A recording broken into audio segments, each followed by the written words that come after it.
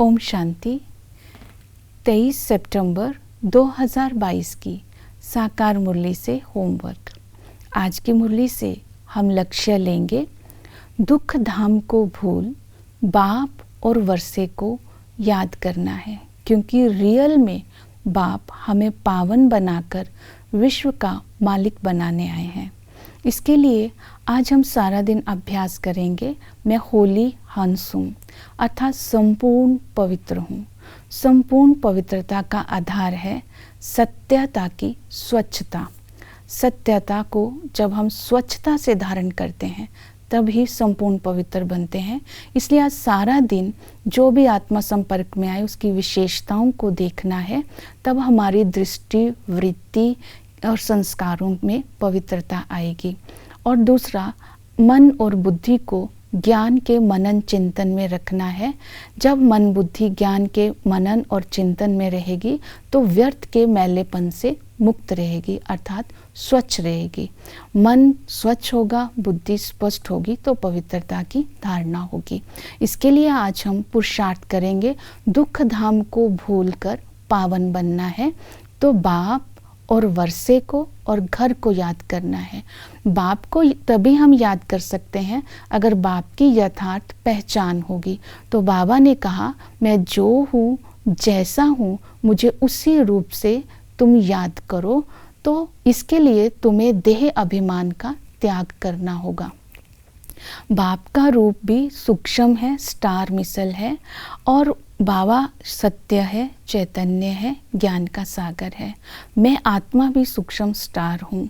तो रूप और गुणों को याद करना है, निराकार बनकर। निराकार को जब याद करेंगे तब बाबा के गुण और शक्तियाँ मुझे वर्षे में मिलेंगे। दूसरी विधि बताई, वर्षे को याद करना है। तो बाबा ने कहा कि इस समय तुम ब्रह्मा मुखवंशावली हो। ब्रह्मा के द्वारा शिव बाबा विष्णुपुरी की स्थापना करते हैं। तो इस स्वमान में रहेंगे, मैं विष्णुवंशी हूँ। अशुद्ध विकल्प और व्यर्थ संकल्पों के भोजन का मुझे त्याग करना है और दिव्य गुणों की धारणा मुझे करनी है।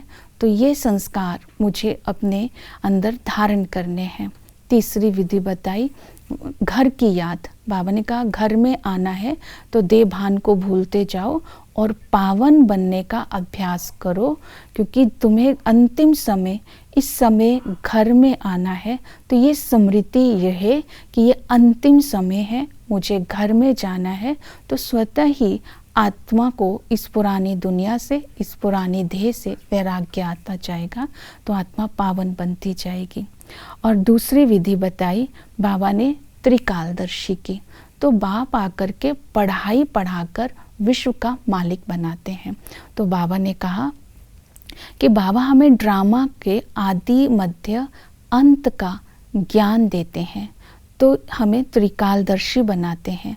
इसलिए कर्म इंद्रियों से कोई भी ऐसा कर्म नहीं करना है जिससे पाप हो जाए। तो स्मृति रहे, मैं त्रिकालदर्शी स्थिति के आसन पर स्थित होकर, साक्षी होकर के बाबा की याद में निर्णय ले करके हर कर्म कर रहा हूँ, उसके पास्ट, प्रेजेंट, फ्यूचर को ध्यान में रखकर।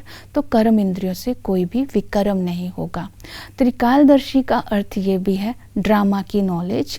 जब हमें ये स्मृति में रहता है कि हम इस ड्रामा में एक्टर हैं और अभी हमें घर जाना है, तो अपने आप ही इस पुरानी दुनिया से हमें वैराग्य आ जाता है और बाप की याद स्वतः ही रहती है। तो इस तरह हम बाबा की याद से अपने आप को पावन बना करके भविष्य का मालिक बन सकते हैं। तो इन बातों को आज की मुरली से हम धारणा में लेंगे। ओम शांति।